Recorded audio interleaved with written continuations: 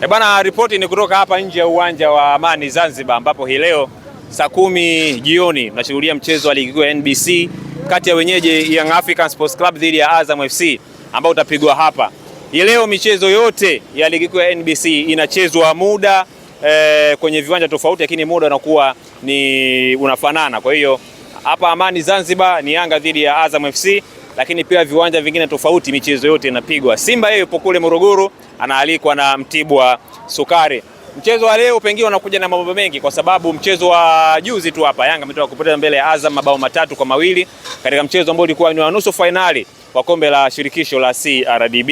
Kwa hiyo hii leo ni mchezo mwingine tofauti ambao huu unahitaji alama 3 na wala si mchezo wa mchuano. Lakini hii leo kama Young Africans atapoteza, basi advantage inakuwa ni kwa Simba kama atashinda michezo yake kwa utofauti wa alama 2. Nipo nje ya uwanja wa Amani hapa Zanzibar, lengo ni kuonyesha kile ambacho kinaendelea hivi sasa.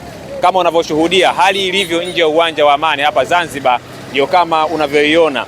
Jua linawaka, lakini pia mashabiki mdogo wameanza kujivuta kwa ajili ya kukata tiketi la kuweza kuhakikisha ama kusekiwa uhakika wao wa kuingia ndani ya uwanja huu ili kwenda kushuhudia mchezo huu ambao utapigwa majira ya saa 10 usiku. Mimi naitwa Jado, hii ni Ava TV, ni kusihi endelea kusalia nasi ili tutakuletea ripoti, habari na matukio yote ambayo yanahusu mchezo huu kati ya Yanga dhidi ya Azam FC.